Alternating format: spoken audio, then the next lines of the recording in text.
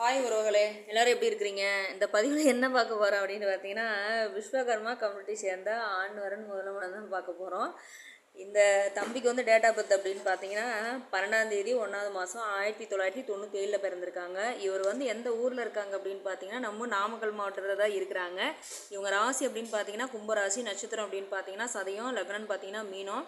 கல்வி தகுதி அப்படின்னு பார்த்தீங்கன்னா இவரும் எம்எஸ்சி முடிச்சிருக்கிறாரு. அதே மாதிரி பார்த்தீங்க அப்படின்னா இவர் கூட பிறந்தவங்க வந்து 3 பசங்க அவங்க வீட்டில். பெரிய அண்ணனு கல்யாணம் ஆயிடுச்சு, இவர் வந்து 2வது ஆள். இவர் மாத வருமானம் அப்படின்னு பார்த்தீங்கன்னா 30 ரூபா வாங்கிட்டு இருக்காரு. அருமையான ஒரு பெயிண்ட் கம்பெனியில் வந்து பார்த்தீங்க அப்படின்னா கம்ப்யூட்டர் செக்ஷனில் இருக்கிறாரு. அதே மாதிரி பார்த்தீங்க அப்படின்னா இன்னும் ஒரு 2-3 மாதம் போயிடுச்சு அப்படின்னா இன்னும் ஒரு 10 ரூபா இன்க்ரிமெண்ட் கொடுத்துருவாங்க. ஏன்னா வந்து அப்படி தான் சொல்லியிருக்காங்க. இப்போ 30 ரூபா வாங்கிட்டு இருக்காரு. கண்டிப்பாக இன்னொரு 1 மாதத்தில் 40 ரூபா அவருக்கு வந்து சம்பளம் வந்துடும். இவங்க வந்து அம்மா அப்பாலாம் இருக்கிறாங்க. அதே மாதிரி சொந்த வீடு இருக்குது.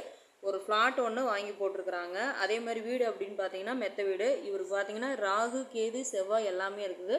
நம்ம சேனலில் ஃபாலோ பண்ணுற அன்பு உள்ளவங்களுக்கு யாருக்காவது ராகு கேது செவ்வாய் வேணும் அப்படின்னா தாராளமாக நம்ம சேனலில் வர நம்பரை கான்டாக்ட் பண்ணுங்கள்.